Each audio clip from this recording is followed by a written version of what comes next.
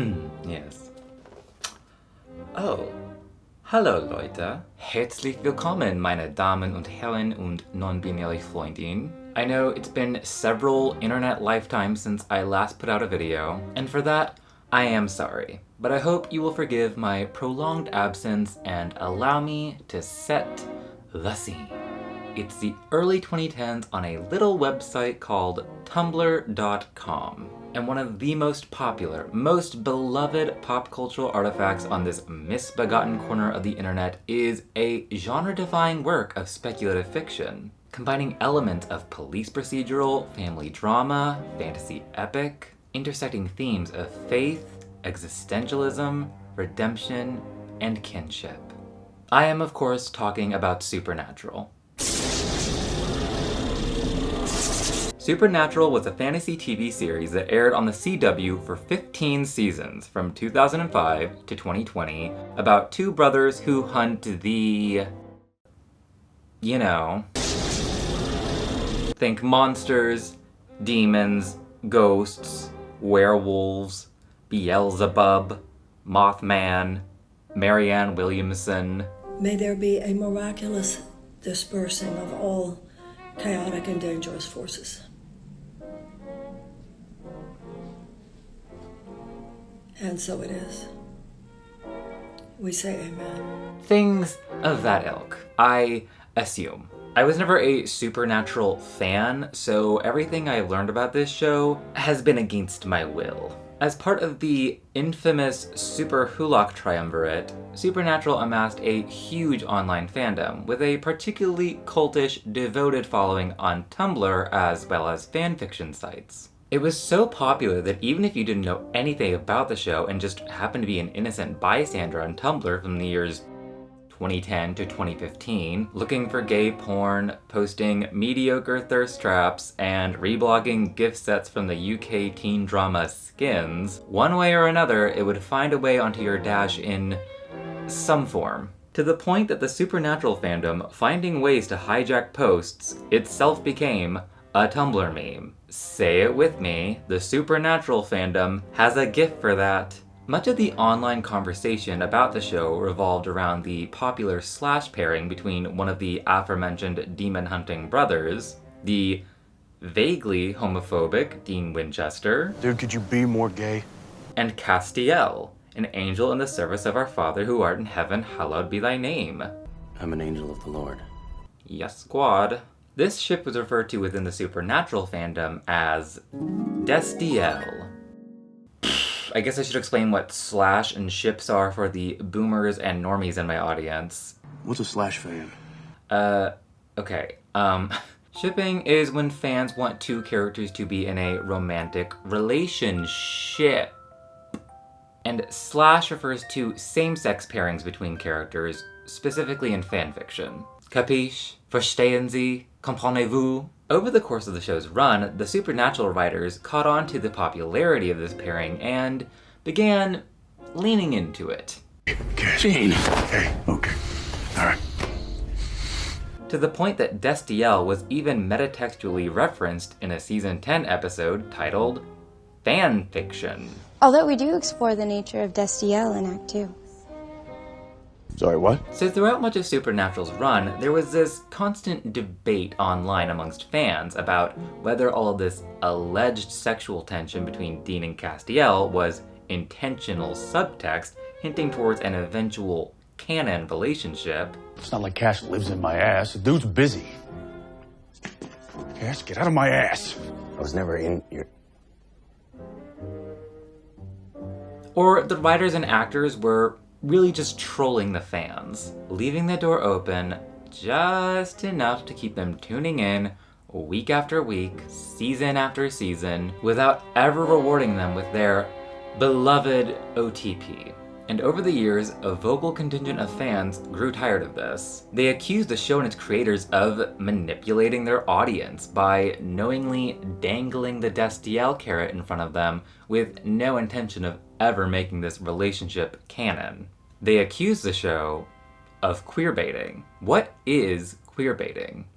Queerbaiting generally refers to a practice in fiction in which the existence of queer characters is hinted at to entice audiences who are interested in seeing queer representation, but without any follow-through. So creators lure audiences in, baiting them, if you will, with the possibility of queer characters without ever definitively answering the question, homo or nomo? Presumably, this is done to placate both the queer audiences and the broader, mostly heterosexual audience who'd really rather not see that sort of thing on a Thursday night at 8 p.m. on the CW.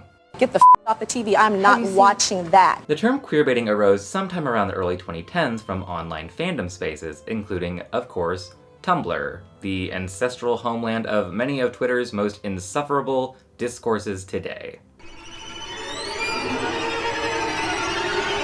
Queerbaiting as a concept is unique to our historical moment for a couple major reasons. The first is the increasing visibility of LGBT representation in art and entertainment, and with it, evolving expectations and standards regarding what constitutes good representation. We're here, we're queer, we're on your network television programs. Get used to it. The second reason is, of course, the World Wide Web. The internet and social media have made fandoms increasingly visible and have allowed fans to connect more easily, not just with each other, but even with creators. And as fans have found ways to better connect and mobilize, the concept of queerbaiting gained traction within fan communities as a way to give voice to this growing frustration with the lack of LGBT representation in fiction, and to criticize creators who they believed were taking advantage of their audiences, luring them to watch these shows and movies under the false pretense that they would contain queer content. To some, accusations of queerbaiting are even considered a form of queer activism, by advocating for more and better queer representation and holding creators to account. After all, that's what Stonewall was all about. Fighting for Destiel to be canon. Castiel threw the first brick at Stonewall. Destiel shippers were killed. Nobody was killed at Stonewall. Nobody was killed? Nobody was killed at Stonewall. I'm sorry, I had to make the joke. Every queer person has the right to make a Stonewall joke. I mean, that's what Stonewall was all about. Fighting for YouTubers to make jokes. As time has gone on and LGBT representation has increased in entertainment, the concept of queerbaiting has evolved accordingly. Nowadays, even canonical queerness that is deemed insubstantial or otherwise lacking also elicits accusations of queerbaiting. For example, this exclusively gay moment from the terrible, no good, very bad live-action remake of Beauty and the Beast. How would you feel about growing a beard?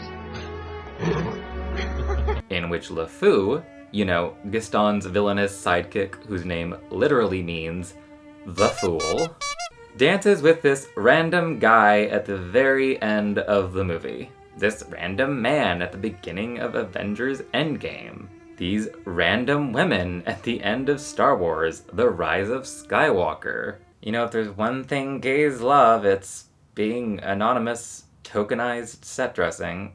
You're welcome, gays. These films were all accused of queerbaiting because they all made an effort to publicize their queer content, only to deliver these meager pittances of representation. What you ordered online versus what you got in the mail. And then there's everyone's favorite wizarding queen, Dumbledore. You mind if I take this?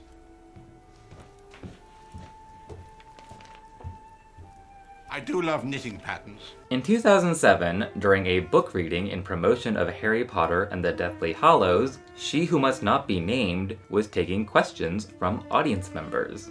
One member of the audience asked her whether Dumbledore ever found true love. To which you-know-who responded thusly. My truthful answer to you, I always thought of Dumbledore as gay. Dumbledore fell in love with Grindelwald, and that added to his horror when Grindelwald showed himself to be what he was. At the time, this was met with a somewhat polarized response. Dumbledore's gay, but I told a reader that once and I thought she was going to slap me. There was, of course, the predictable homophobia and pearl clutching from conservative reactionaries. My word, Bartholomew, have you heard that the esteemed headmaster of Hogwarts, Professor Albus Dumbledore, is a sodomite? Disgraceful! What are they teaching these children? Are they enchanting the frogs to be gay? What, pray tell, is next? Transfiguring little girls into boys? But many people praise Rowling's decision to bring Dumbledore out of the closet, as it were. God, remember when J.K. Rowling could be considered an ally to the LGBT community? Those were the days.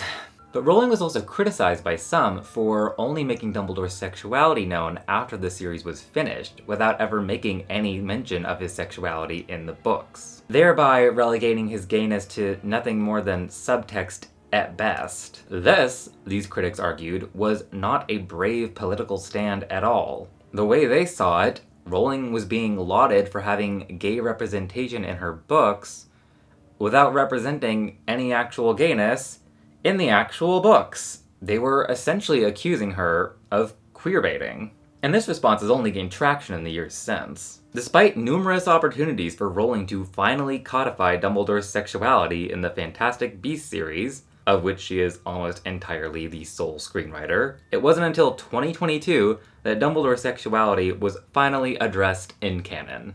I went along because? Because I was in love with you. That's it. That's the scene. 15 years in the making. The secrets of Dumbledore? Apparently the secret is that he's a bottom, and he shouldn't have to hide that. There is no shame in being a bottom. At best, queerbaiting is an accusation of trickery.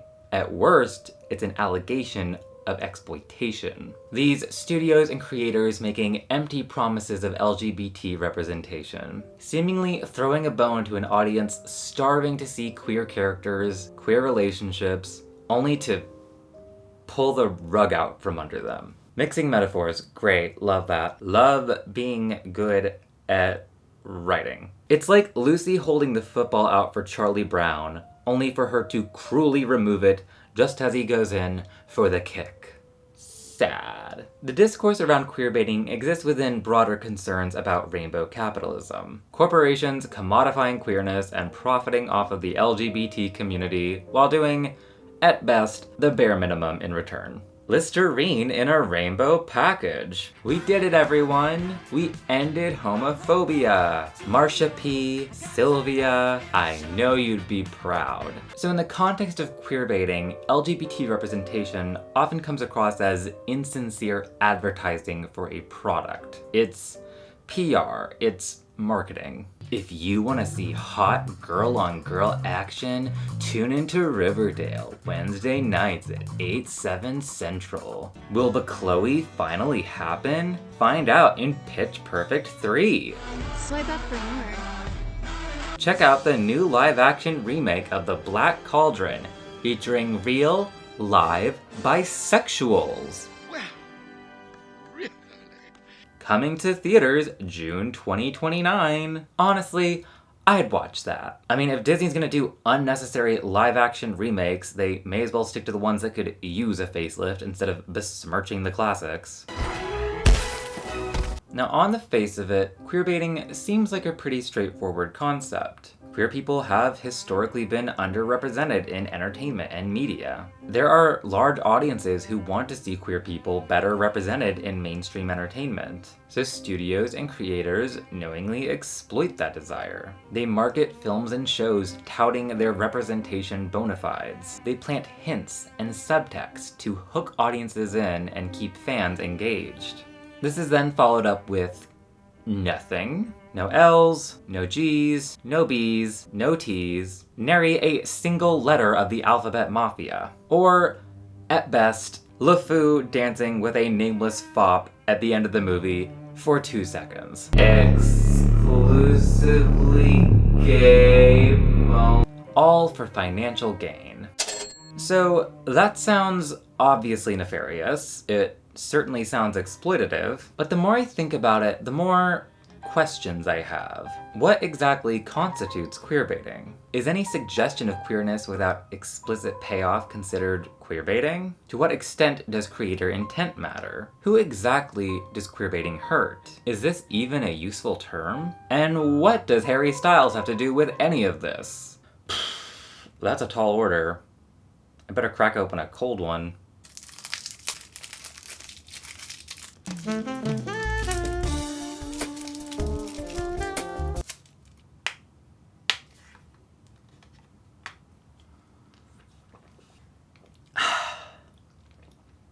But first, some context. Part 2, Homoeroticism and subtext. Before we penetrate this topic any deeper, we should probably start by distinguishing between queerbaiting and homoeroticism more broadly. Usually when we refer to something as homoerotic, we're talking about something that isn't explicitly queer, but instead just reads as, you know. It's implicit, it's suggestive, it's coded, it's a vibe. And homoeroticism of any kind, be it intentional or unintentional, is a phenomenon that's actually long been celebrated in fandom, particularly by shippers. It's the whole bedrock of Slash. The term hoye speaks to this fan enthusiasm for homoerotic content. Hoye being a fandom term that's short for homoeroticism. Yay! Perhaps the most famous example of hoye in all of pop culture is, of course, Kirk and Spock from Star Trek. A starship also runs on loyalty to one man, and nothing to replace it or him. The progenitors, the daddies, of all Slash, who have gifted us with a veritable bounty of hoye over the decades. Take it in there, Mr. Thank you, Yeoman, that's sufficient.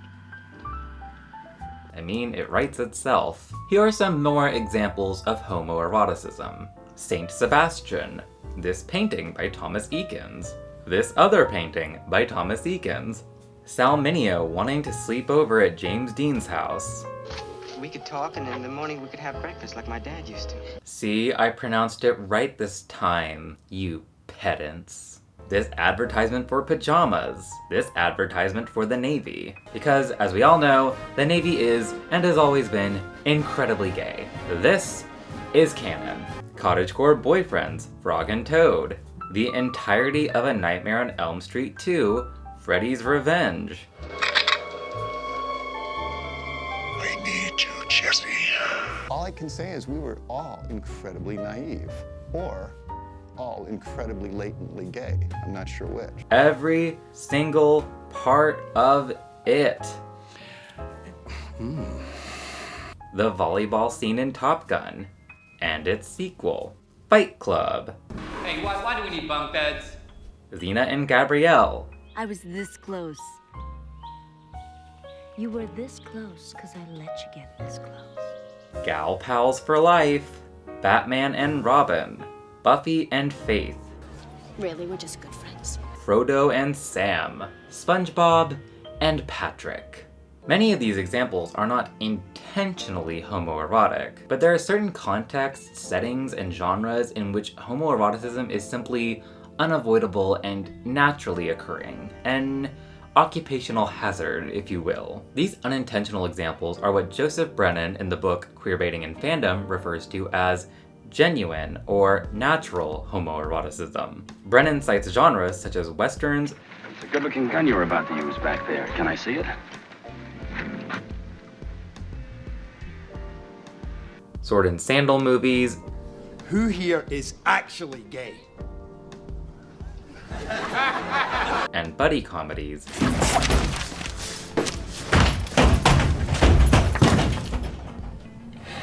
As well as settings like the military, prisons, and single-gender boarding schools as being rife with homoerotic potential. When homoeroticism is intentionally depicted in this coded way, then you're dealing with subtext. You know, you can't spell subtext without S-E-X. A classic example of homoerotic subtext is the 1959 Hollywood biblical epic Ben-Hur. One of its uncredited writers was notable bisexual diva and hater extraordinaire Gore Vidal, who took the relationship between Ben-Hur and Masala in a much more intimate direction. I said I'd come back. I never thought you would. I'm so glad. I'll never use the word. There'll be nothing overt. But it'll be perfectly clear that Masala is in love with Ben-Hur. Willie said, Gore, this is Ben-Hur. A Tale of the Christ, I think, is the subtitle, he said, rather vaguely looking around. Don't say anything to Heston, because Chuck will fall apart. I'll take care of him. Smuggling gay subtext into a big-budget Hollywood epic and having noted right-wing homophobe and NRA spokesman Charlton Heston unknowingly play a sissy? Gore, diva, you killed it. Icon behavior. 8. No crumbs. So for much of the history of popular entertainment, coding and subtext were the only means of queer representation because of the Motion Picture Production Code, otherwise known as the Hays Code. And they picked the Postmaster General, Will Hayes of Indiana, who looked not unlike Mickey Mouse. Which was a set of industry guidelines that censored most movies released by major studios in the US from 1934 to 1968. These guidelines included, but were not limited to, prohibiting depictions of profanity, nudity, illegal drug trafficking, superfluous use of alcohol, ridicule of religion, discussions of sexual perversity, miscegenation, lustful kissing, scenes of passion, suggestive dances. Basically anything fun. Really, it's a miracle they made any good movies back then.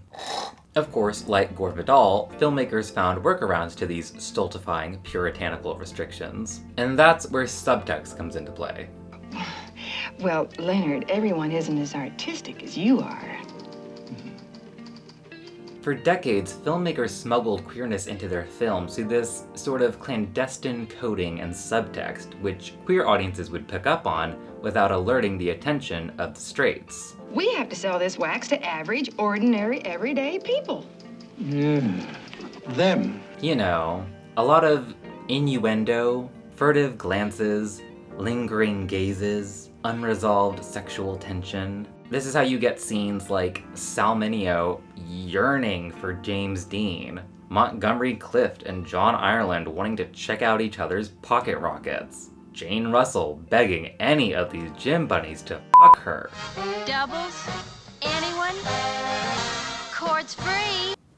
Is no one going to tell her? You're barking up the wrong tree, Jane. Basically, if you knew, you knew. And of course, the gays and the film-going audience knew, because that's how gay people have had to navigate their sexual lives throughout modern history. Most expressions of homosexuality in most of movies are indirect.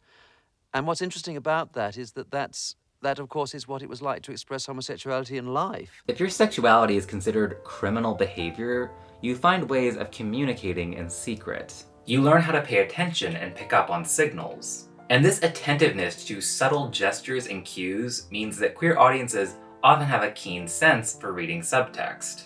In an article published in the Journal of Fandom Studies titled The Genealogy of Queerbaiting, Elizabeth Bridges makes this connection clear. This trained attention to subtlety and fine-grained visual and verbal cues leads queer audiences to be rather advanced viewers of media. Those same skills used to identify other LGBTQ individuals in daily life translate easily to the screen. So in short, gays are well versed in the art of looking, so to speak.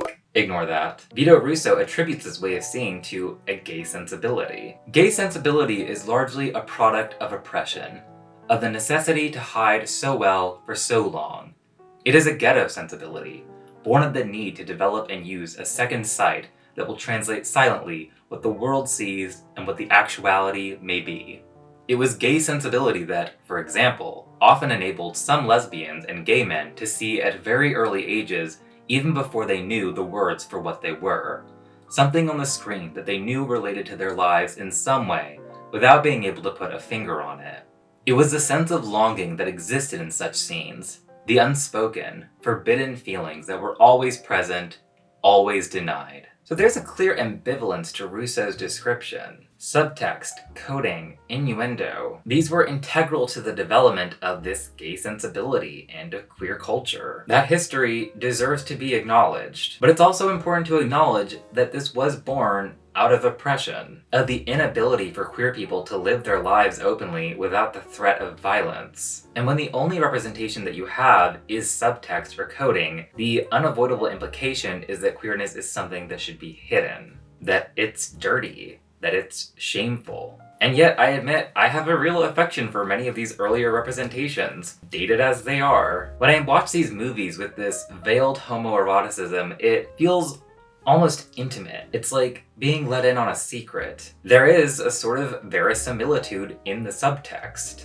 To borrow a term from Rousseau, it's as if these characters exist in another kind of closet, the celluloid closet. The closet is an integral part of the queer experience, and the decision to come out isn't made just once in the lives of queer people. You have to decide to come out to your family, your friends, your coworkers, and even out queer people code switch when talking to straight people versus other queer people. So there's a certain truth to these characters, closeted to audiences, except for those of us who know how to read the subtext. I actually can't see anything out of these, so ironic. Thanks, Amazon. Now, some of you may be thinking, sure, using subtext was all well and good during the Hays Code, but haven't we moved beyond the need for subtext? It's 2024. We should have openly queer characters. Isn't subtext in the 21st century just queerbaiting by another name? So I do agree that subtext alone is insufficient. We should have more canon LGBT characters. Visibility and explicit representation is important. But that doesn't mean that queer subtext doesn't still have a place in stories today. To quote Joseph Brennan, certain authors court homoeroticism in their texts. And understanding these tactics as deliberate, and not universally ill-intentioned, should not discount the active and resistive reading agency of media audiences, many of whom gain pleasure from subtext. Homoerotic subtext offers its own unique pleasures, its own thematic and narrative possibilities. Case in point,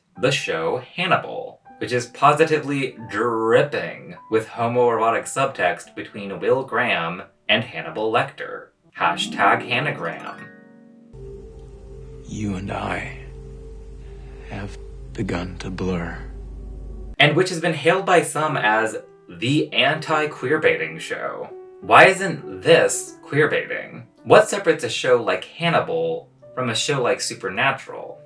Well, I would argue that a lot of the homoeroticism in Supernatural is undercut by this dated, jokey, no-homo tone, which feels more akin to 21 Jump Street than Interview with the Vampire. The classic Destiel Hoye scene template goes something like this. Castiel will invade Dean's privacy because he's a celestial being and has no sense of personal space, and then Dean will react with explicit discomfort. Cass, we've talked about this. Personal space. My apologies. Obviously for comedic effect, but also as a way to sort of diffuse the sexual tension. Like, clearly this isn't meant to be taken seriously. In contrast, the homoeroticism between Will and Hannibal is treated as serious business. Like, deathly serious. You just came here to look at me.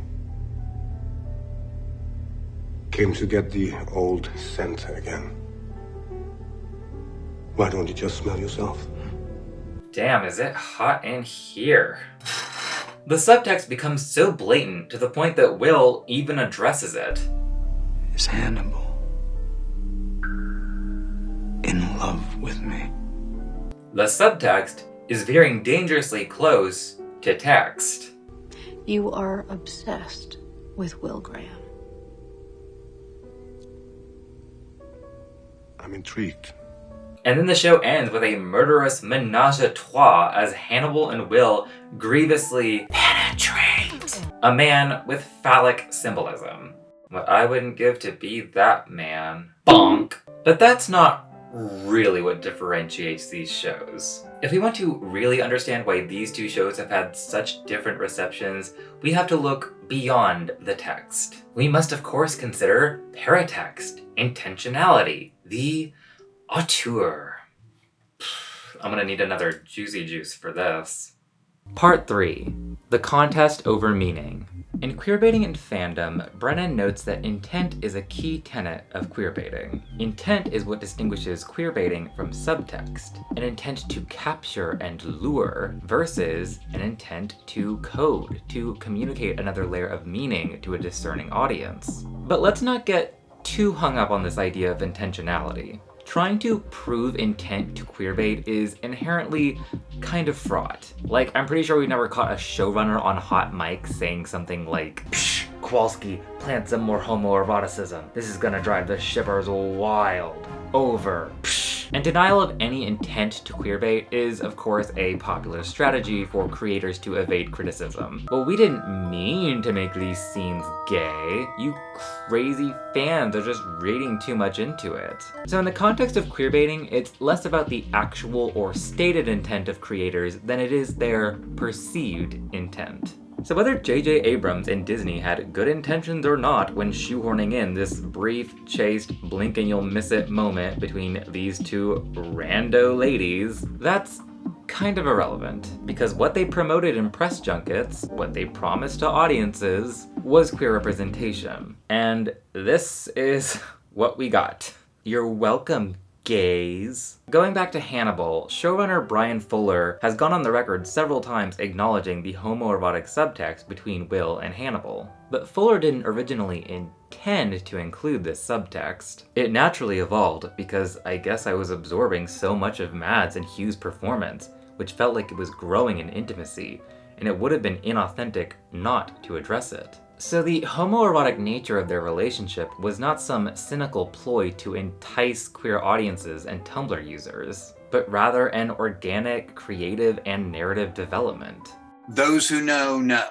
If you feel othered and you're seeing yourself in these characters, then that is a validation of your place in the world. And I feel like the people who found Hannibal and found themselves in Hannibal deserved a validation. Also important to note is that Brian Fuller is himself gay. He's in the community. He's one of us, in more ways than one.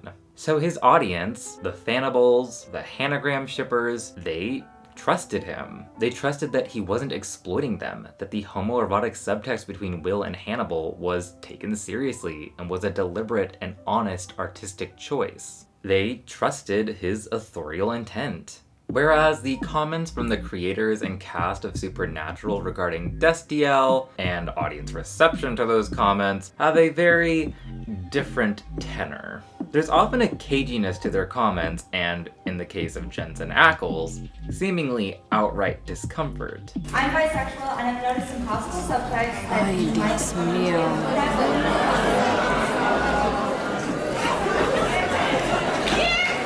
I'm thoroughly confused. Really? The first question? Don't ruin it for everybody now. I do not mean it as disrespectful at all. Thank you, though. No, I still don't know what the question was. I'm going to pretend I don't know what the question was. But Misha Collins, who plays Castiel, has been openly supportive of Destiel and shipping in general. Hi there, it's Misha Collins. People are always asking me if I ship Destiel. It's something that I'm not ashamed of, so I'm just going to come out and say it. I do. And at first blush, this seems ideal, right? And many fans did embrace his enthusiasm. There is clearly a very, very profound bond between. But for others, Collins' statements at fan conventions came across as just yet more teasing. So I'm gonna be the first person to bring up Destiel. That you and Jensen played and the writers are kind of writing a subtext for it. Did you really say this, or did you just decide to troll the people you're talking to and shut down Tumblr? It's a funny thing because we really don't talk about it. The producers and the actors don't really talk about it that much. I do think we all pay lip service to it. Suggesting the possibility of Destiel becoming canon without ever outright confirming it. In other words, queerbaiting. There was a lot of mixed messaging going on with regards to Destiel. What were the intentions behind Dean and Castiel's relationship? Was this intentional subtext? I was getting too close to the humans in my charge. You. Or unintentional hoye? Cares. We've talked about this. Personal space. My apologies. Was the show setting up Destiel as canon? I need you. I need you. Or was the show toying with its audience? It's not like Cash lives in my ass. The dude's busy. Cash, get out of my ass. I was never in your... Who are we to believe? What are we to believe? A lot of the discourse around queerbaiting is rooted in this conflict between fans and creators. The producer, the auteur. So fans have their own interpretation of a text that sometimes clashes with a creator's own understanding of their work. And in fandom, it's very common to see this attitude where creators are treated as authoritative figures, that the creator's own understanding of their work is basically word of God. Like, think about how J.K. Rowling is treated as the master of the Harry Potter universe, to the extent that even her tweets about it are taken as gospel. At least she used to tweet about these things until the transphobic brainworms consumed all her gray matter. Or was it the mold? You see this attitude a lot in the Star Wars fandom too, this fealty to what's canon. Bunch of nerds, I swear to God. I think we can all agree that fandom was a mistake. So oftentimes, authorial intent overrules any other interpretation of a text. This deification of the author is what Roland Barthes was referring to in his seminal essay, The Death of the Author, La mort de l'auteur. To give a text an auteur is to impose a limit on that text, to furnish it with a final signified, to close the writing. Oui. So according to Roland, this reverence for the author as a kind of sovereign over the text influences readers to interpret meaning solely through the lens of the author. And this limits other potential readings. In his article for the Journal of Fandom Studies, Michael McDermott describes this conflict between creator intent and fan interpretation as a contest over meaning. Queerbaiting ultimately relies on this notion of who has claim to knowledge of this authentic narrative, and who is ultimately in control of the designation and production of the authentic story. But this idea of the authentic story, of art only having one true meaning as dictated by the author, is, according to Barthes, an illusion. Instead, Barthes argues in favor of a multiplicity of meanings, which exist in the reader, or the viewer, as it were. In precisely this way, literature, by refusing to assign a secret and ultimate meaning to the text, liberates what may be called an anti-theological activity, an activity that is truly revolutionary, since to refuse to fix meaning is, in the end, to refuse God and his hypostasis. Reason, science, law. Alright, calm down, bestie. But he does make a good point, even if he was a total drama queen about it. Media scholar John Fiske builds on this idea with his term, semiotic democracy. Fiske argues that the appeal of popular entertainment is that audiences not only get to participate in the construction of meaning, but often do so in resistance to what is presented in the text. And this is where queer readings become very relevant. In his book, Making Things Perfectly Queer, Alexander Doty argues that a queer reading of a text is one interpretation among many that is equally valid, regardless of authorial intent. Queer readings challenge both heteronormative assumptions and the role of the creator as an authority on a text's meaning. In Queerbaiting and Fandom, there's a chapter contributed by Monique Franklin that also takes this position. Queer fan readings combine celebration and critique, celebrating the queerness they find in the text, while highlighting its limited exploration by expanding on it themselves.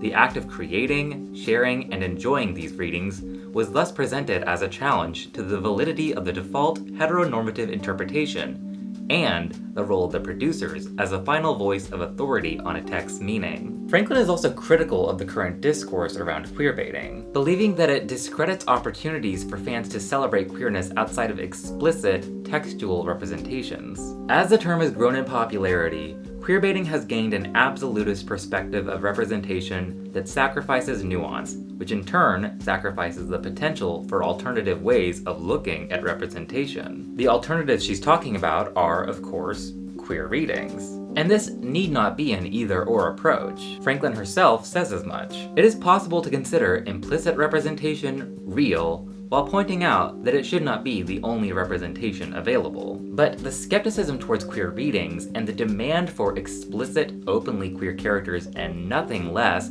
just reinforces the authority of the powers that be.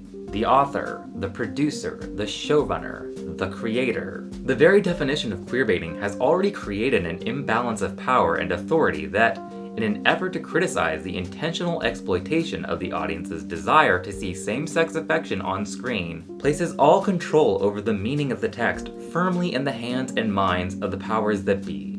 That is to say, creators. A lot of fans feel that they have to have their queer reading validated from on high by some voice of authority, whether it be the showrunners, the actors, or canon itself. Otherwise, it's not valid. It's not real. But is canon even that great? Let's go back to Supernatural. Did shippers actually want Destiel to be canon? I mean, I know they said they did, but did they really? Obviously, I'm just speculating here, but I think that people enjoy Destiel and so many other slash pairings because they are unresolved. You know, simmering tension, furtive glances, romantic yearning. Will they or won't they? Only questions, no answers. That is hot. I'm getting the vapors just thinking about it. To quote Oscar Wilde, "The very essence of romance is uncertainty." And part of this is just basic dramaturgy. Building anticipation is more dramatically satisfying than happily ever after. And it's much easier than portraying a realistic relationship over time and the struggles that come with that. But it's also a basic feature of human psychology that wanting is better than having. You may find that having is not so pleasing a thing after all as wanting. It is not logical, but it is often true. When you don't have something, you can let your imagination run wild and fantasize about what it would be like to have it.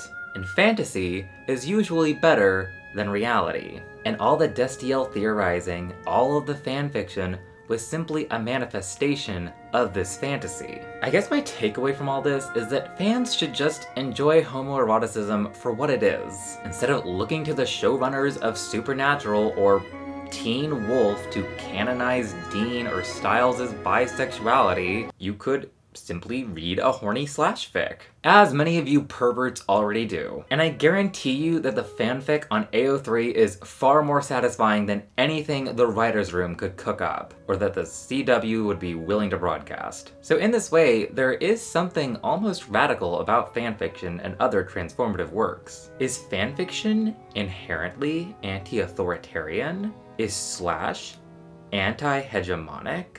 Leave a comment. I mean, just look at the Kirk-Spock shippers. Decades later, and they still have never had their ship made canon. And yet, that doesn't discourage them. Most of them seem more than happy to simply savor the fine notes of Hoye. There's certainly plenty to go around. This simple feeling is beyond Vidra's comprehension.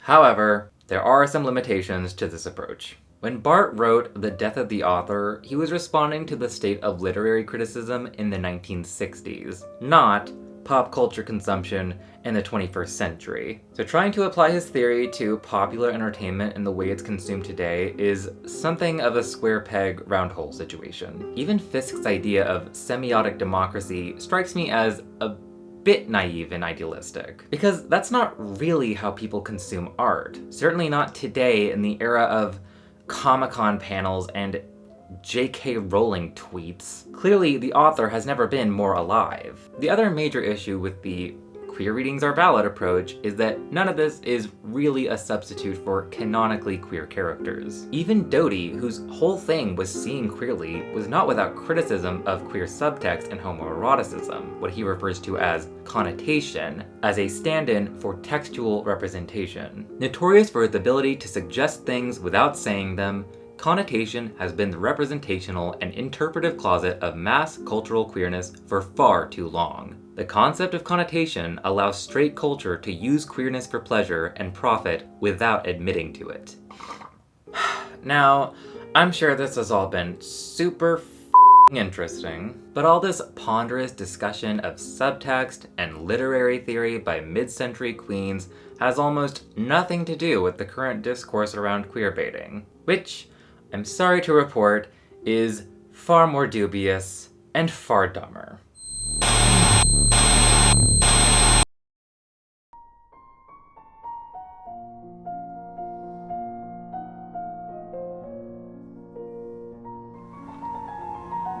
Let's get into it. I made myself a dark and stormy. Did you guys know that a dark and stormy is called a dark and stormy because the seal's name is Stormy? Isn't that adorable? I find that pretty adorable. And I don't know if you can see it, but I do have some sort of squid or octopus, some sort of cephalopod straw. Love all cephalopods, they're all great. Can't go wrong. As you can see, I'm still sipping on Irish breakfast tea at the crisp hour of 1 a.m. See, these are the ideal conditions in which to film a YouTube video. You've got your uppers and your downers. I have also changed into my silk pajamas. At this point in the video, I assume we're all just hanging out, you know, having a little parasocial slumber party. Okay, enough beating around the bush, let's really get into it. Part 4, celebrity queerbaiting. In recent years, there's been a shift in the way we use the term queerbaiting. While it once only referred to fictional characters, it's now real-life people, public figures, celebrities, who are now being accused of queerbaiting. We now have articles about celebrity queerbaiting published in Rolling Stone, The Guardian, even the Paper of Record. So, what gives? What is all this hoopla about? The line of reasoning goes something like this. Celebrities and their publicists want to capitalize on queer audiences or bolster their image with some subversive queer chic. For publicity, for attention, for clout. So ostensibly straight celebrities will try to appeal to queer audiences by perhaps appropriating a queer aesthetic, or by deliberately leaving their sexuality ambiguous. I'm not really into labels. Labels are for soup cans. There's even an episode of The Other Two about this very phenomenon, in which Carrie starts going on highly publicized dates with a celebrity named Dean Brennan. Wait, Dean Brennan? Dean Brennan. Huh. Interesting. But Dean's whole shtick is that he deliberately keeps his sexuality vague to the public. I don't comment on my sexuality. Guys, I don't comment on my sexuality. Guys, I want to keep my personal life personal. I don't comment on my sexuality. Oh my God. Queerbaiting the masses for the sake of egotistical career ambition. But to get more press while he promotes his movie, he's trying to make it seem like maybe, just maybe he's gay, so people will talk about him more. It's PR 101. While hiding his true identity as a closeted breeder. As he should. I, for one, refuse to tolerate the heteros and their perverse alternative lifestyle. The world of heterosexual is a sick and boring lie. Keep it in the bedroom, sickos. My life is just so much better now that people think I might maybe kind of be gay. So that sounds a lot like how queerbaiting works in fiction. Crass opportunism to appeal to queer audiences without alienating your much larger straight audience. And much like earlier iterations of queerbaiting, on the face of it, it sounds like a plausible concern, right? Straight celebrities exploiting queer audiences by pretending to be part of the LGBTQIA+ community? problematic. But once again, the more I think about it, the more reservations I have. When we talk about queerbaiting in fiction, we are of course talking about fictional characters. Characters that appear in texts, which are mediated by creators who have complete dominion over the representation of their characters. So the accusation of queerbaiting is useful insofar as it holds creators accountable for queer representation and for telling queer stories responsibly and with thought and respect. Those accusations may still sometimes be unfair or in bad faith, but they aren't usually invasive. This is not the case with celebrity queerbaiting. Now, to me, demanding to know a public figure's sexuality seems like such an obvious violation of privacy that I struggle to even dignify it with a response. When I start a new job, I'm not expected to come out to everyone at my workplace. Hi, my name is Evan. I like sushi, going to the movies, and I'm a verse top into anal and oral, looking for a bottom to breed right now. I don't make love, I fuck hard. Could you imagine? At least that's what my Grindr profile says. So already there's a tension between what we in the queer community purport to believe about coming out. Do it when you feel you're ready, only when you feel safe and comfortable doing so, versus our feelings towards celebrities we suspect are queerbaiting. Do you suck eat both? Neither? Which is it? Inquiring minds would like to know. This is simply not an issue of public concern. It also assumes such a naive and rigid understanding of human sexuality and identity that is not only unfair, but unrealistic. A person's understanding of their own sexuality can change over time, sometimes in ways that are confusing or paradoxical. And that kind of personal journey is usually not easy to communicate to a wide audience. So demanding that someone broadcast their sexuality to the world in a way that is both authentic and also comprehensible to the public just seems not kosher. I don't like it. I disapprove. And yet, celebrity queerbaiting accusations have continued unabated. Here is a non-comprehensive list of public figures who have been accused of queerbaiting. Ariana Grande, Rita Ora, Billie Eilish, Demi Lovato, Bad Bunny, Katy Perry, Cardi B, Lady Gaga, Taylor Swift.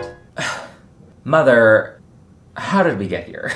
Madonna, Tyler Posey, Charlie Puth, James Franco, Nick Jonas. But the example of celebrity queerbaiting that usually springs to mind in the public imagination these days is, of course, one Harry Edward Styles. I'm Harry Styles. I'm a singer, sort of a sensual fashion man, and you could say I do it for everyone. He of wide, boyish face and various spangled jumpsuits. Work, diva. Rumors and speculation around Styles' sexuality have dogged him since his One Direction days, when he was a literal f***ing teenager. A very normal experience for an adolescent to go through. Great, love that for him. Back then, fans often shipped Styles with his fellow bandmate, Louis Tomlinson, with whom he shared a seemingly chummy, affectionate rapport with. Kiss me. Because, as we all know, men cannot express open affection towards one another without it being read as, you know. Within the One Direction fandom, this ship was referred to as Larry Stylinson. The fans call me and Louis Larry Stylinson because we get on really well. Their shippers were dubbed Larrys. That's right, boomers. The kids are shipping real people together too. Keep up. People ship me, Carrie. They ship me. Honestly, the Larrys really walked so the Kaylors could run. If you know, you know. Yet despite years of rampant speculation, when asked to address his sexuality in interviews, which has happened several times at this point, Styles has always deflected. I've been really open with it, with my friends, but that's my personal experience. It's mine. The whole point of where we should be heading which is toward accepting everybody and being more open, is that it doesn't matter, and it's about not having to label everything, not having to clarify what boxes you're checking. Labels are for soup cans. Alright, this is the part of the video where you can all clock my terrible Harry Styles impression. I invite you to do your worst in the comments. So this repeated line of deflection started rubbing some people the wrong way. And it is relevant to acknowledge that Styles has only ever publicly dated women. Although he himself takes issue with that word choice, sometimes people say, "You've only publicly been with women, and I don't think I've publicly been with anyone." If someone takes a picture of you with someone, it doesn't mean you're choosing to have a public relationship with something. Okay, sure. So inevitably, the speculation around his sexuality curdled as some reached a much more cynical conclusion. That Styles was not secretly bisexual or gay, but was in fact just a straight man, appropriating queer chic to look hip and trying to market himself to an LGBT audience and a largely female audience that enjoys this kind of male sexual ambiguity. For instance, the Larrys. That all this obfuscation around his sexual identity was just dishonest teasing. They accused him of queerbaiting. Harry Styles needs to stop cosplaying as gay. Quit toying with us and our experience for your own commercial exposure.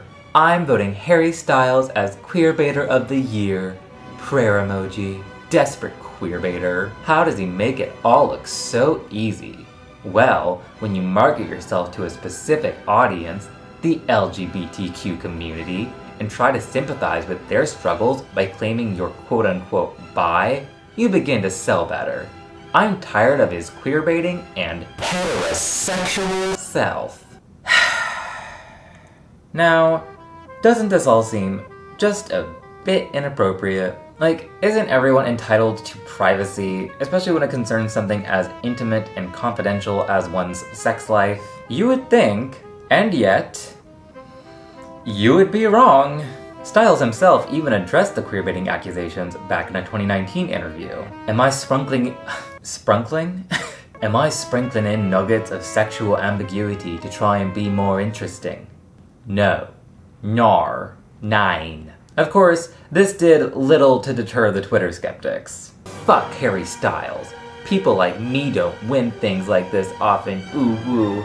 You're a cis white man. A queerbaiting cis white man. Y'all are about the only people who win anything. People like me. Because you dress fucking weird? Yeah, no one cares that you look like a fruit.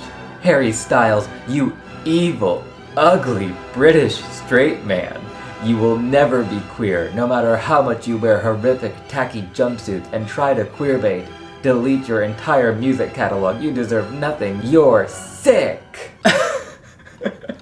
Honestly, they kinda ate him up. Now, I should probably acknowledge that a lot of the people on Twitter crying out queerbaiting are probably teenagers who aren't media literate and don't know what the f they're talking about. You know, when you come across the most asinine take you've ever heard, it's important to keep in mind that this may very well have been authored by a literal 15-year-old. You know, just to keep some perspective. But even if it were solely the youth who are getting up in arms over celebrity queerbaiting, well, consider this your wake-up call, kids. In 2019, Styles hosted SNL and played a gay social media intern for the Sarah Lee Bread Instagram account, who is chronically horny on Maine. Why did Sarah Lee comment on this picture of Nick Jonas? Oh, we'll get to you.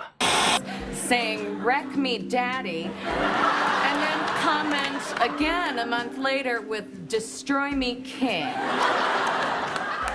I see what happened. I've been mixing up the Sarah Lee Instagram account with my personal Instagram account. Remember, kids, make an alt, save a life. This skit was interpreted by some online as yet more teasing on his behalf. But Sarah Lee wrote that at 4 in the morning while he was still on a popper's high. I bet he can't even name his favorite brand of poppers. By 2022, the conversation around Harry Styles and his queerbaiting reached a fever pitch when he starred as a closeted gay man in the film My Policeman, which I did watch as research for this video. I personally found it to be a pretty morose, mediocre melodrama. And Harry Styles' performance is... You got me here under false pretenses. You knew what you wanted the whole time, that's why you asked me here, isn't it? serviceable. You know nothing about children, or being a parent, or being married, so stop telling me what I'm supposed to think about it. At best. Follow my Letterboxd account for more. These gay roles raised more questions and concerns. The issue, of course, being that if Styles is in fact straight, then that means that he's taken a gay role from a gay actor, which is, of course, verboten. Inherent to a lot of celebrity queerbaiting accusations is this anxiety over straight actors taking queer roles from queer actors. And there are definitely examples of this kind of thing which are genuinely harmful, right? Like cis actors taking on trans roles. But when it comes to straight actors playing gay, personally, I don't really care. I'm of the opinion that we should have more queer roles, and we should definitely have more queer actors gainfully employed, but I'm agnostic on whether the two need necessarily overlap. And I think it should go without saying that having to disclose your sexuality for employment sets an obviously dangerous precedent, and I don't think anyone wants that. And we haven't even gotten to his taste in fashion. A few years back, Styles started taking his look in a much more androgynous, gender-fluid direction. Pearl necklaces, sheer frilly chiffon blouses, colorful feather boas, whatever the hell this is. On the cover of Vogue, he even wore a dress.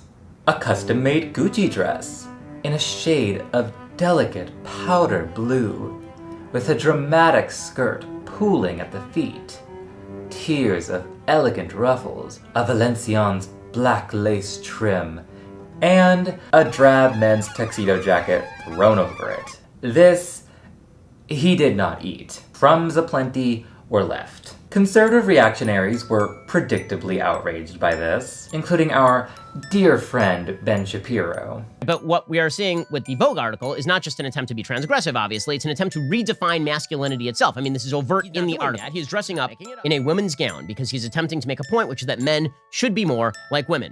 Okay, pretending that men dressing like women is not about feminizing men is ridiculous, because they are overtly celebrating the fact that Styles is feminizing masculinity. In fact, the point of the Harry Styles photo shoot is to violate those poles, right? Is to feminize masculinity. But even some queer folks seemed kind of exasperated by how much attention Styles got for this. Even Billy Porter was salty about it. It's almost like a sense of stolen valor is at play here. After all, queer men have been serving for ages. But a straight man paints his nails or wears glittery Euphoria eyeshadow and suddenly he's a trailblazer, dismantling masculinity brick by brick. And I do mean brick. But at the end of the day, isn't Harry Styles wearing a dress on the cover of Vogue a net good? Isn't it still a positive message that one of the most famous men on the planet and a bona fide sex symbol openly embraces gender nonconformity? Shouldn't we support men rejecting heteronormativity and repressive masculine norms? Surely anything that sends the likes of Candace Owens and Lil Benny Boy into reactionary fits must be of some value. Nevertheless, between the gender-bending fashion, the gay acting roles, and Styles' absolute refusal to label his sexuality in no uncertain terms, in the minds of certain online discourse pundits, this could only point to one conclusion. Queerbaiting! The real crime for me, and I suspect many others, isn't that Harry Styles is queerbaiting by wearing a dress. No, it's that, and this is just my opinion, Harry Styles doesn't look very good in this dress. The clothes are wearing him. So often when I see Harry Styles in some bedazzled ensemble, I just think he looks a little silly. He's not serving cunt, he's serving cologne. The truth is, many celebrity queerbaiting accusations are just a convenient excuse to take a cheap shot at a public figure. The accusation is just a pretext for the dunking. It's no coincidence that 2022 was the year that we all decided to make a thing of Harry Styles' alleged queerbaiting. This was the year Styles had a hugely successful #1 single off a hugely successful album, which went on to win Album of the Year at the Grammys.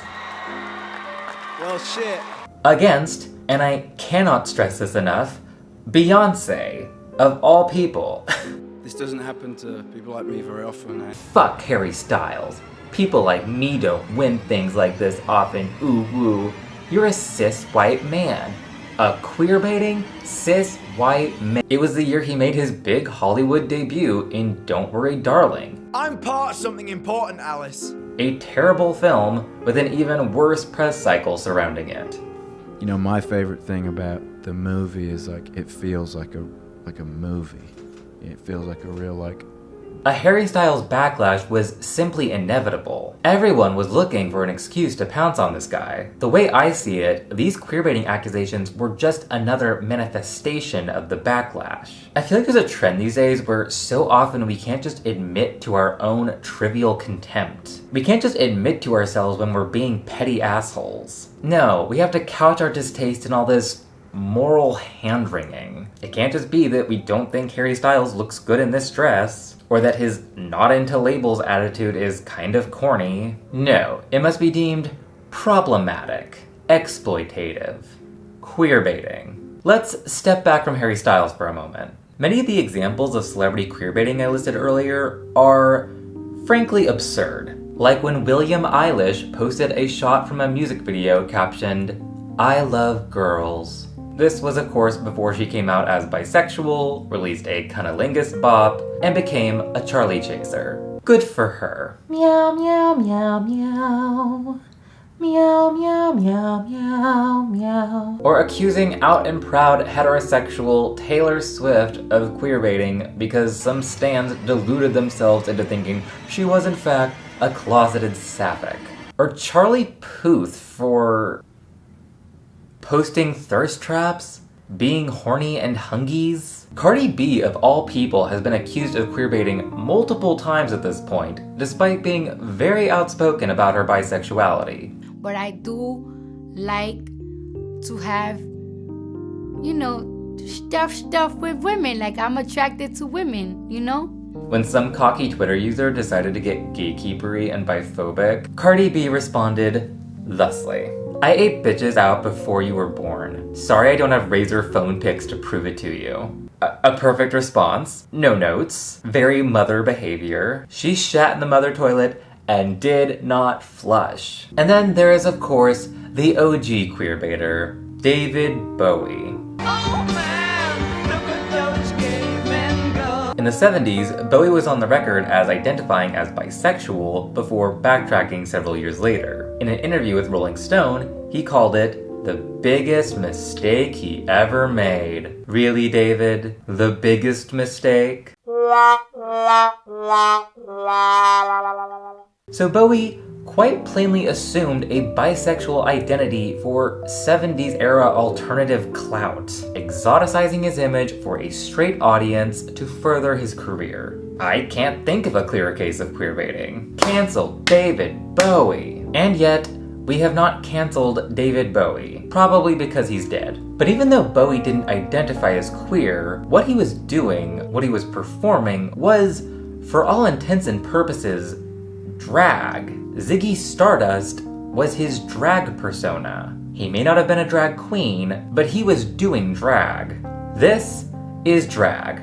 Now that is father. He pissed in the father urinal and left no stains. As J. Brian Lauder wrote in an article for Slate after Bowie's death, you can't appropriate what you helped create. I think a big issue here is a misunderstanding of what queerness even is. Queerness is not simply about sexual or gender identity. Queerness encompasses performance, style, aesthetics, really anything that constitutes a rejection of heteronormativity. Now, a lot of queer people are suspicious of celebrities like Bowie and Styles using queer aesthetics for the same reasons that they're skeptical of rainbow capitalism. Because it renders queerness as something that can be co-opted, neutered of its transgressive power, its political valence. And I am sympathetic to that concern, but also, RuPaul's Drag Race exists. Pride parades, sponsored by Amazon and Coca-Cola and Gilead, exist. Gilead, of course, being the pharmaceutical company which makes PrEP, which costs roughly a cool $2,000 per month without insurance. If we're worried about queerness being co-opted by capitalist forces, sweetie, that ship has already well and truly set sail. Surely we can allow the straight boys to play dress up. It clearly upsets the reactionaries. Anyone who pretends it is not a referendum on masculinity for men to don floofy dresses and then be celebrated by magazines like Vogue is gaslighting you. So much for not being transgressive, I guess. I think the other issue people have with Harry Styles is that he is so clearly aping Bowie, his clearest antecedent. Not just his music, but his image. Say what you will about David Bowie, but his sense of style felt authentic to him. Maybe when people online dunk on Harry Styles and his fashion, perhaps what they're picking up on is this feeling of inauthenticity. As previously discussed, a lot of queerbaiting is rooted in creator intent, or at least perceived intent. And if we distrust the intentions of a creator, we are more likely to accuse them of queerbaiting. And despite how much we may stan, we live in an era of increasing cynicism about the nature of celebrity. And Twitter is a particularly cynical corner of our cynical internet. So when the cynics among us see someone like Harry Styles putting on dresses and rejecting labels, they don't read this as a sincere expression of his gender and sexuality, or his right to privacy. They see it as a kind of marketing gimmick. I think one explanation for celebrity queerbaiting accusations is that a lot of people view celebrities themselves as a kind of mediated text, a carefully disseminated public image, a brand, like Gosling's. Harry Styles, the person, is simply a producer behind Harry Styles, the brand. And like any brand or creator, he too should be held accountable for his queerbaiting. It's a deeply cynical worldview, and one you could only hold if you believe that celebrities are brands first and people second. But it is a worldview that I do, on some level, somewhat agree with. Celebrities have entire PR machines working behind the curtain to cultivate a certain image. An image which is then sold as a product. There are a lot of reasons to be cynical towards celebrities, particularly where it concerns issues of philanthropy, or class consciousness, or social justice. These are, by and large, a group of incredibly wealthy, incredibly privileged people, which means that a lot of them can tend to be a bit out of touch. I never growing up had anything designer. You know, my mom wouldn't let me. I think I got my first pair of Louboutins when I graduated high school. It makes me emotional, actually. So some skepticism of their intentions is understandable, maybe even necessary. But when it concerns their personal lives and sexual identities, I feel uncomfortable with this view of celebrities as mere brands. You know, maybe I'm just a pathetic bootlicker, but at the end of the day, I believe that celebrities are people too. They may not be just like us, but they are still entitled to some privacy. And what we, the public, are entitled to know about a celebrity's sexual identity is nothing. As Mark Harris wrote in a column on the subject for the New York Times Style magazine, as self-serving as some celebrity caginess can be, you can't build a world in which everyone feels free to self-identify by ordering everyone to self-identify. In our desire to create a utopia in which nobody's faves are problematic, it's easy to forget that sexuality can be messy and uncertain and overwhelming, and that keeping that journey private is, no matter how frustrating, a right that's still worth defending.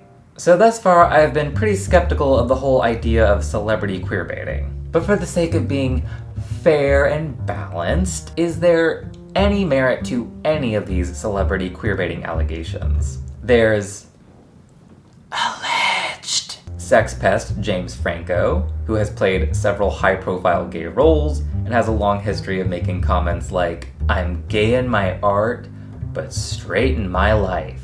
Cringe. But the way I see it, the problem with James Franco, aside from his allegations, isn't that he's queerbaiting. The problem is that his comments trivialize queerness and what it means to be gay, as if it's all simply a matter of performance. Then there is, of course, the Katherine Hudson song, which has earned a reputation as a kind of queerbaiting anthem on top of presenting female bisexuality in a way that is, yes, fetishistic and problematic. But also, queer women still seem to kind of love that song. Like, I know several queer women who cite this song as an important part of their whole coming out journey. Let's talk about Nick Jonas. Why did Sarah Lee comment on this picture of Nick Jonas saying, "Wreck me, daddy"? Before Harry Styles, it was Jonas who was catching a lot of heat for his alleged queerbaiting back in the mid-2010s. In the book I cited earlier, Queerbaiting and Fandom, there's even a whole chapter written by Brennan and McDermott devoted to Jonas as a case study in celebrity queerbaiting. The evidence they cite includes sexualized photo shoots and thirst traps that allegedly pandered to queer men, performing a flaccid attempt at a striptease at a New York gay bar, taking on gay roles in the sports drama Kingdom, You better be on top, because you're my brother. and Scream Queens, Cross swords, bro. and teasing in an interview that he can't say if he has or hasn't experimented sexually with another man. He was even on the cover of Out magazine, which proclaimed him a gay icon. Sounds like we have a queerbaiter on our hands. Now to me, posing like Marky Mark and posting thirst traps should not necessarily point to queerbaiting. Can't straight men also be thoughts on the TL? That's equality. Queer men, the supposed victims of his queerbaiting machinations, they certainly never seem to mind. Au contraire. Would you ever consider doing nudity for a movie role? Doing nudity for a movie role? Yes. Oh, I just did a lot of nudity for the TV show. Oh, for Kingdom? Yeah, yeah. Oh, really? Yeah, there's like 3 or 4 sex scenes. When does it come out again? Judging by the online reaction to Jonas's thirst traps, it was the queers themselves doing the real baiting. Do you get it? Even this quote, the smoking gun of his queerbaiting, is, well, I'm not gonna say misleading, but more complicated than it appears. In another interview, Jonas stated, "On Kingdom, I have a sex scene with a guy. It is always this thing. Have I? Has Nick? No. But it's my lips, it's my hands, it's my body, even if I'm playing a character. So technically, I have done that. So I wouldn't say I haven't, because that would be lying." Okay, so in the mind of Nick Jonas, because he did act in a gay sex scene, he has technically been with a man, and saying otherwise would be lying. Okay. But what caused the most outrage was in June 2016 at a vigil held at the Stonewall Inn in honor of the victims of the Pulse nightclub shooting, which took the lives of dozens of queer people, most of them Latin American. And one of the speakers in attendance was white, cis, heterosexual pop star Nick Jonas. My father, a minister from New Jersey, shaped my view that love is love, and we are all equal.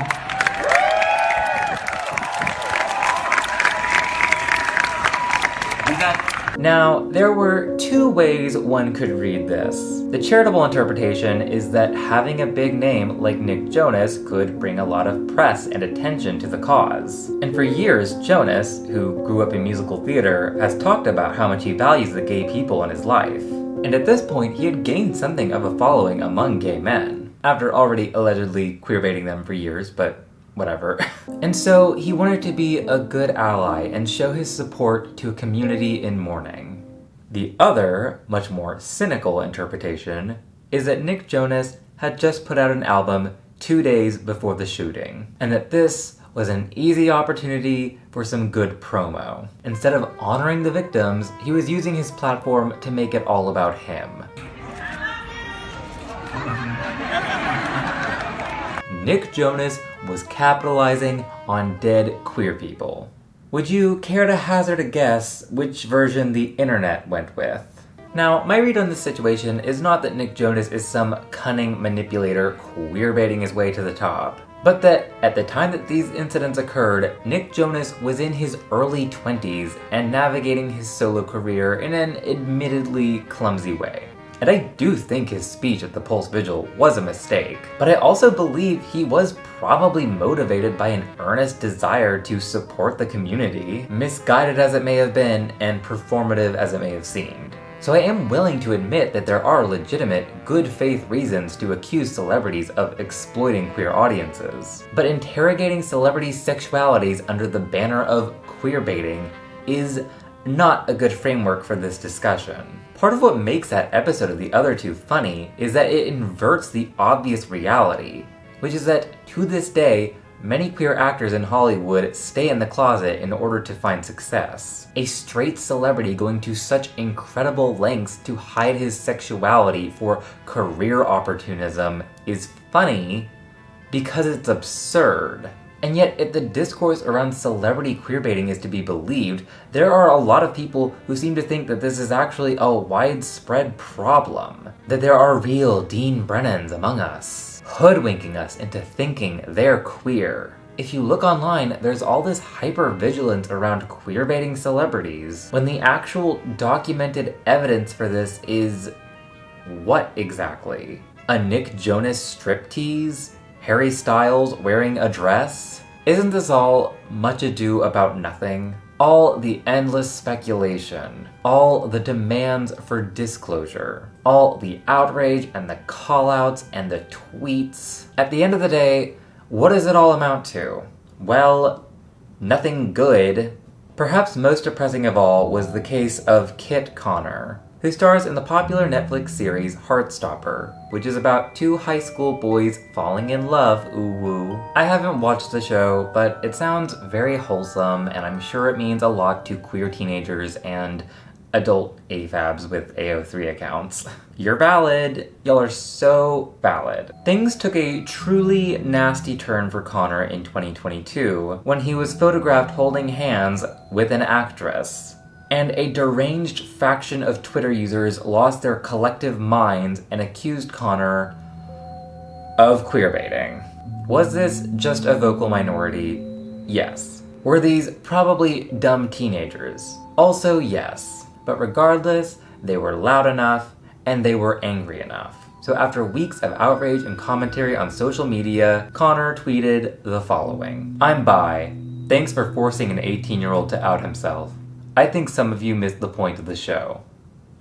Good job. Big win for the LGBTQIA+++ community. All this hand-wringing over whether public figures are actually queer or just exploiting queer audiences, this is all just identity policing. Policing sexuality. Policing gender expression. Policing the way people do or don't perform queerness. I mean, just look at this abominable post with thousands of likes. The queerbaiting hierarchy, created by a Swiftie. God damn it.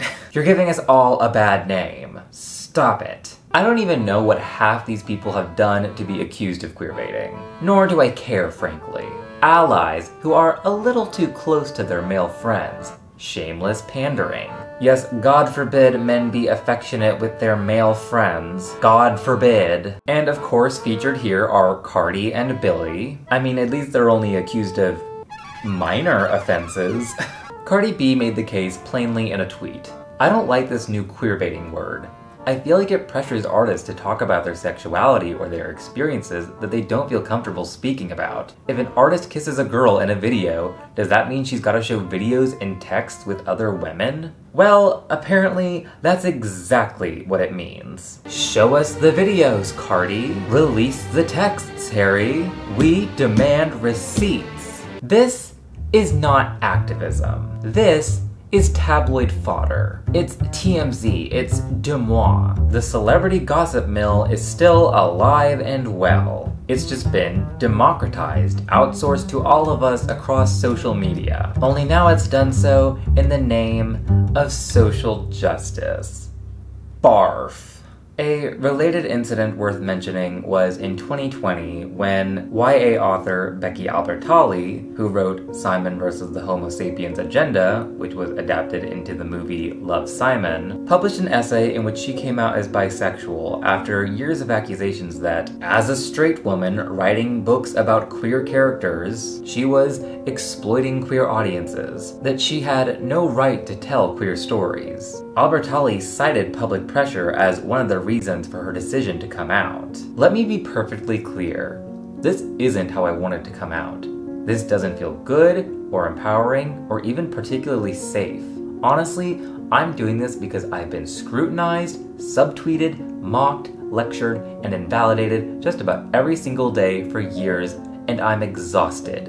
And if you think I'm the only closeted or semi-closeted queer author feeling this pressure, you haven't been paying attention. While Albertalli wasn't accused of queerbaiting per se, I bring up her essay because it still feels relevant to this discussion. How real people's identities and sexualities have been scrutinized and dissected by the masses. Many celebrities who have been accused of queerbaiting have since come out as some flavor of queer. And prior to their coming out, the internet behaved incredibly hostile and nasty towards these people. Let's say one day, hypothetically, Harry Styles were to come out as bi or non-binary. Would we feel good about the way we've scrutinized his sexuality and his gender performance? Do we really think this kind of discourse is helpful? Has this cultivated a positive, welcoming environment for people coming out of the closet? Toward the end of her essay, Albertalli makes an impassioned plea. Can we remember that our carelessness in these discussions has caused real harm? Can we make space for those of us who are still discovering ourselves? Can we be a little more compassionate? Can we make this a little less awful for the next person? But, of course, no one listened. To quote Carrie Paul writing for The Guardian, "At its core, queerbaiting is essentialist, regressive in nature, and strips queerness of all of its nuance and magic. Real people's lives and sexuality are not created in a writer's room." Couldn't have said it better myself. Part 5. Lingering Concerns.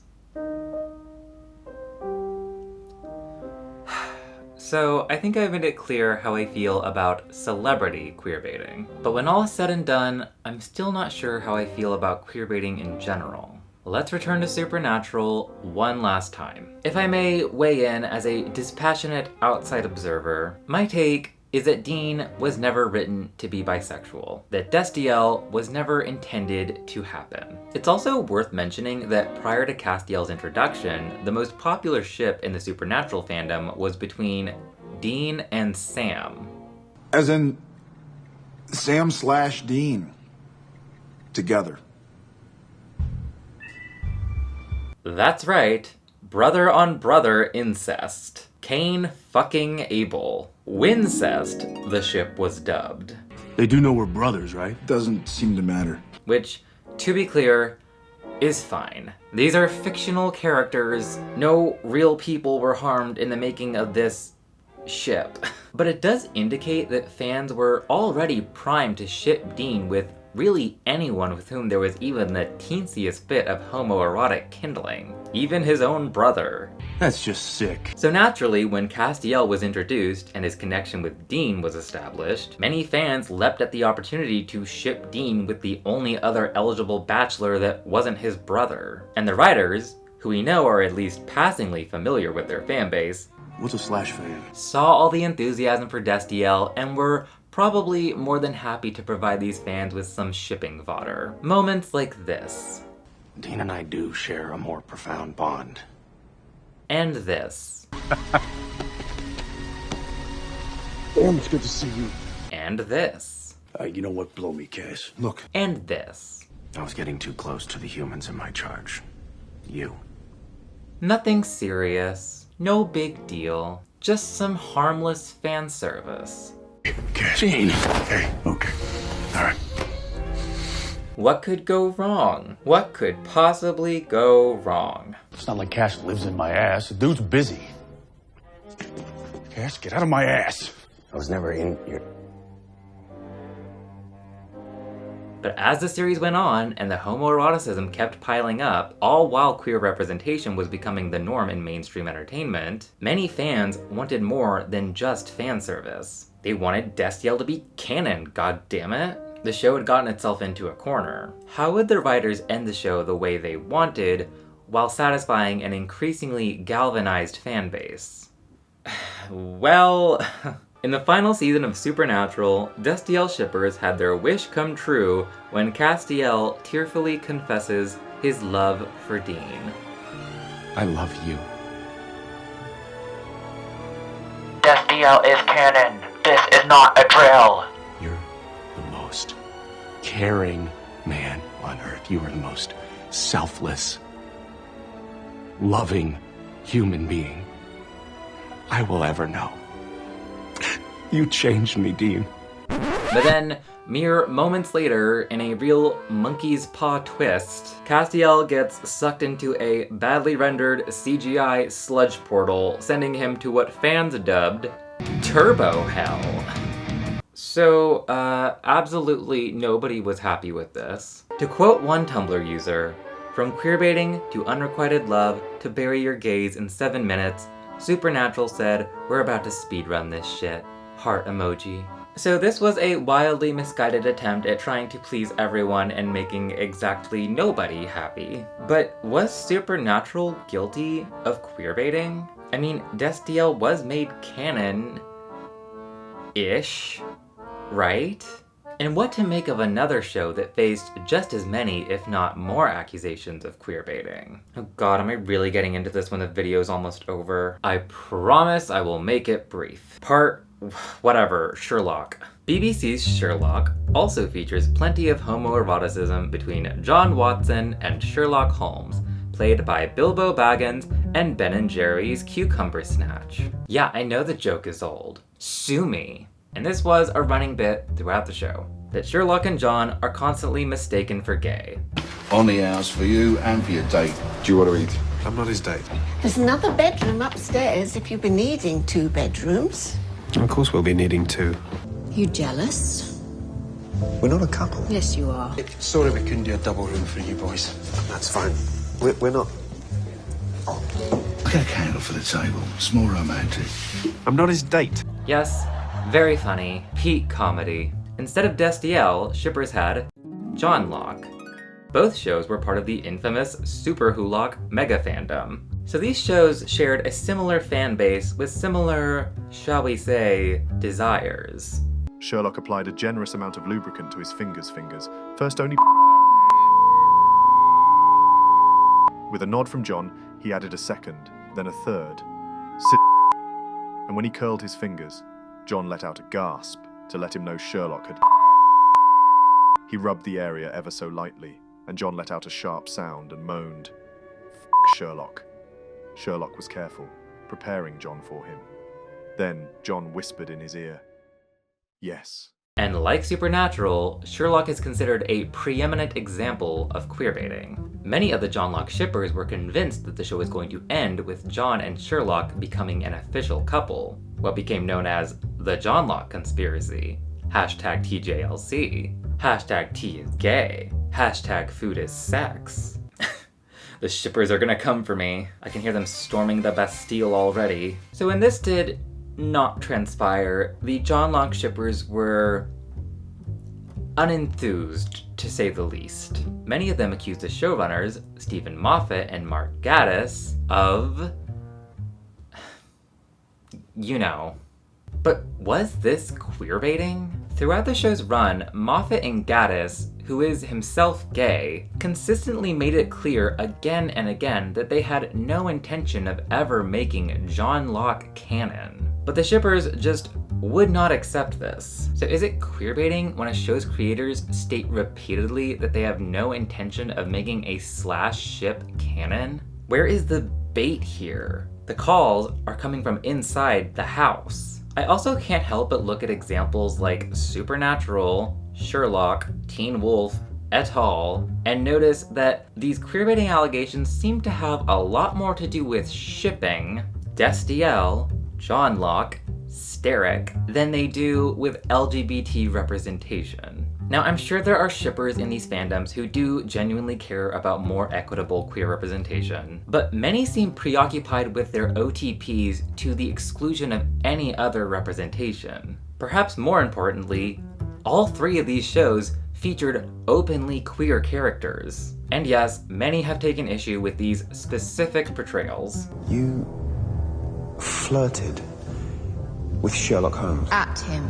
He never replied. But the fact remains, these shows did not bait anyone with queer representation. It was right there for all to see. And it should probably go without saying that if your interest in pushing for queer representation begins and ends with making John Locke canon, perhaps your goal is not the betterment of queer representation, but rather having your personal shipping fantasies realized. To quote Aja Romano writing for Vox, "The problem with explicitly linking shipping to this kind of political platforming and social justice activism is that these arguments are often self-serving. That is, they're more about having a specific ship become canon than about achieving social progress. That being said, I do think shippers deserve better. I'll say it. They deserve to not have their interests routinely mocked and demeaned. There is undoubtedly an element of misogyny at work here. Slashers and shippers who are overwhelmingly women, and many of whom are queer themselves, are often rudely caricatured as these lonely hormonal shut-ins, derided and shamed for their engagement in fandom, sometimes even by the creators of the very shows that they hold so dear. So I understand and sympathize with these fans' frustration towards creators who they believe are exploiting their interest or teasing them. But let's just be honest here. This isn't about issues of representation. This is not about social justice. This is about fan service. This is about shippers wanting to see their pretend boyfriends kiss pretendly, which, to be clear, is perfectly valid, but it is not queer activism. So to return to one of my original queries, is this even a useful term? Taking a step back and looking at all of these different examples, I'm left wondering, what exactly is the through line here? These cases entrenched in shipping mania, J.K. Rowling paratextually outing Dumbledore, false advertising, exclusively gay moments. What do any of these examples really have in common beyond upsetting people online? I think queerbaiting is probably better left behind as a relic of the way we used to discuss queer representation in pop culture in the 2010s. Those years were marked by rapidly changing public opinion on LGBT issues to an extent that was truly unprecedented. And this change was reflected in the way popular entertainment tried, and sometimes, often, failed to catch up. But that was then. These days, we're kind of living in a golden age for queer representation. There's no shortage of shows and movies willing to spotlight queer characters and queer relationships. So entertainment has caught up with the culture. I mean, at this point, even making a video about queerbaiting in 2024, honestly, feels pretty passé. But you know what? If this video is the last word on queerbaiting, so be it.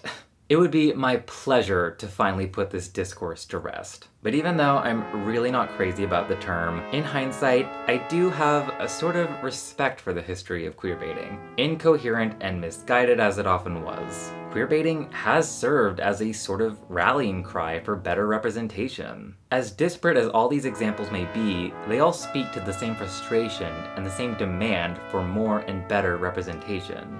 And despite how much the landscape of pop culture has changed for the better, there is still more work to be done.